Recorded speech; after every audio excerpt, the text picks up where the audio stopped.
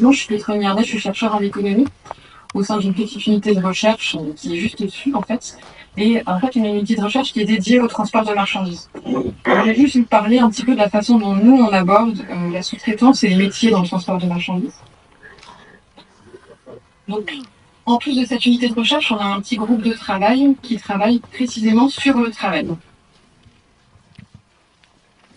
Donc, par exemple, une des choses qu'on fait, c'est d'essayer de mesurer la sous-traitance, en fait, ce qu'elle peut représenter exactement, donc à un niveau plutôt macroéconomique.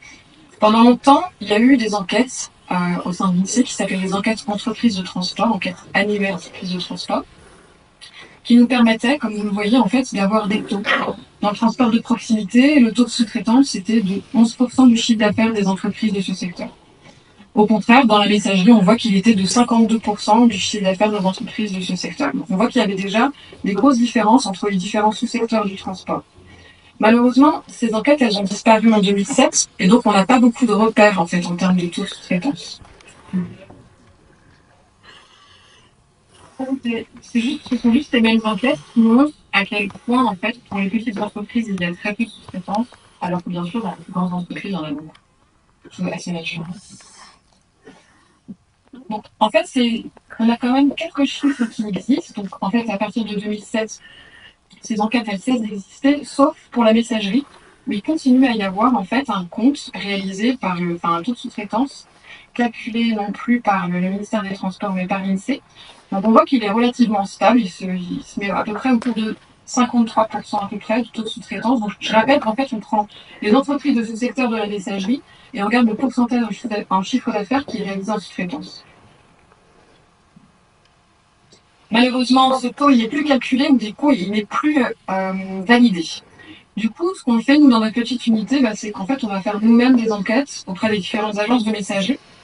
Donc là, on calcule un taux de sous-traitance qui n'est plus exactement en termes de chiffre d'affaires, mais qui est en termes de chauffeurs sous-traités. C'est-à-dire qu'en fait, on va dans les agences et on regarde combien de chauffeurs sont des chauffeurs en propre, internes, salariés, et combien de chauffeurs sont des chauffeurs sous-traités. Soit salariés du sous-traitant, soit indépendants. Et en fait, on constate qu'en Île-de-France, entre 2019 et 2021, la moyenne est à peu près à 90% de sous-traitance. Donc finalement, il n'y a que 10% des chauffeurs-livreurs qui sont des chauffeurs livreurs internes, salariés du groupe.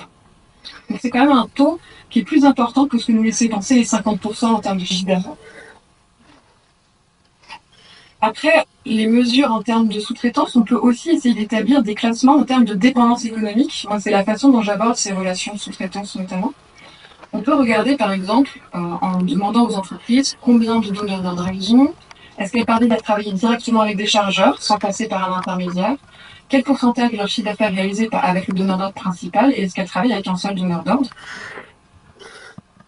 À nouveau, si on regarde ça du point de vue macroéconomique, on a dans le transport en longue distance, par rapport à la messagerie et puis par rapport aux plateformes de livraison de repas comme Deliveroo ou Uber Eats, des taux qui sont assez différents. En fait, plus on se déplace vers la droite, plus en fait les taux de dépendance sont importants. Donc en fait, par exemple, en transport en longue distance, il est tout à fait possible pour des entreprises de travailler directement pour des chargeurs. C'est beaucoup moins possible en messagerie et ça n'est plus du tout possible en fait dans les livraisons de repas puisque les plateformes sont elles-mêmes des intermédiaires. Si on prend par exemple le nombre de donneurs d'ordre, il est assez diversifié dans le transport en longue distance. Il est de 2,6 en moyenne dans la messagerie et il n'est plus que de 1,3 pour les plateformes de livraison. Ce que j'ai essayé de faire par la suite, en fait, c'est de calculer un indicateur synthétique en regardant comment travaille l'indépendant, que en sous-traitance, est-ce qu'il travaille seul ou est-ce qu'il a des salariés, est-ce qu'il travaille dans un périmètre urbain avec des véhicules légers, etc. Et ensuite, j'ai essayé d'agréger cet indicateur synthétique pour avoir un score de dépendance. Donc, pour la longue distance, on voit qu'il est à peu près de 6,7 sur 17. Pour la messagerie, de 12 sur 17. Par contre, dès qu'on arrive au niveau des plateformes numériques de livraison de repas comme Deliveroo ou Uber Eats, ce taux de dépendance, il est maximal, 17 sur 17. L'idée, c'est d'essayer de regarder peut-être est-ce que le droit définit un certain nombre de seuils de dépendance. C'est le cas, par exemple, en Espagne ou en Allemagne, ou quand les indépendants sont trop dépendants, donc au-dessus de 50%, 75% du chiffre d'affaires, ils sont considérés comme économiquement dépendants, et donc ils sont un petit peu mieux protégés. En droit français, il n'y a pas encore ce type de seuil. Mais si on devait placer un seuil comme en Espagne ou en Allemagne, en tout cas, une grande partie des chauffeurs-livreurs et des coursiers seraient à reclassifier. Ça, c'est une évidence. Juste pour finir, en fait, ce qu'on voit en termes de conséquences de cette dépendance, c'est un certain nombre de précarisations de l'emploi du travail, un certain nombre de caractéristiques de cette précarisation. Pour les indépendants, des nombreuses défaillances, plus de 2 fois le taux moyen en France, avec une faillite qui arrive après 3-4 ans en général. Alors on se pose la question de savoir si c'est lié à l'ancienne ACRE, qui se terminait avant au bout de 3 ans. Une augmentation bien du travail illégal, qui serait qui concernera à peu près un tiers des entreprises selon la DNIEA, mais la moitié selon la FNTR. Et puis un CDI qui est devenu précaire, c'est-à-dire que les salariés des sous-traitants, étant donné que ces entreprises, elles font faillite régulièrement tous les 3-4 ans, forcément, en fait, même si les salariés sont embauchés en CDI, le CDI, lui, ne vaut que pour 3-4 ans lui aussi. Juste quelques leviers et outils, même si je sais que c'est ce qu'on verra plutôt dans la deuxième partie, mais je l'aborde très rapidement ici. On peut penser en fait à revoir le contrat type, mais bon, on voit que ça va être très compliqué quand même de revoir cette mouture du contrat type puisqu'elle a été reproposée en 2019 à peu près à l'identique, ou en tout cas elle n'a pas proposé d'amélioration. On a quelques recours juridiques. L'abus de dépendance économique, pour le moment, ça n'a jamais vraiment abouti.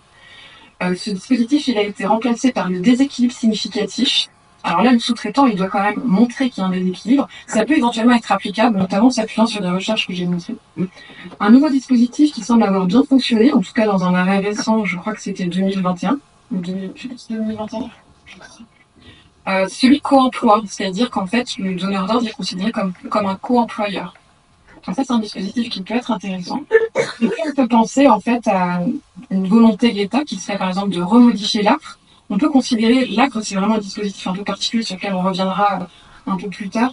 Est-ce que ce serait intéressant ou pas de revenir à la forme ancienne? Enfin, on peut penser à multiplier les contrôles et les inspections, et pour ça, il faut multiplier évidemment les inspecteurs et les contrôles. Voilà, je vous remercie.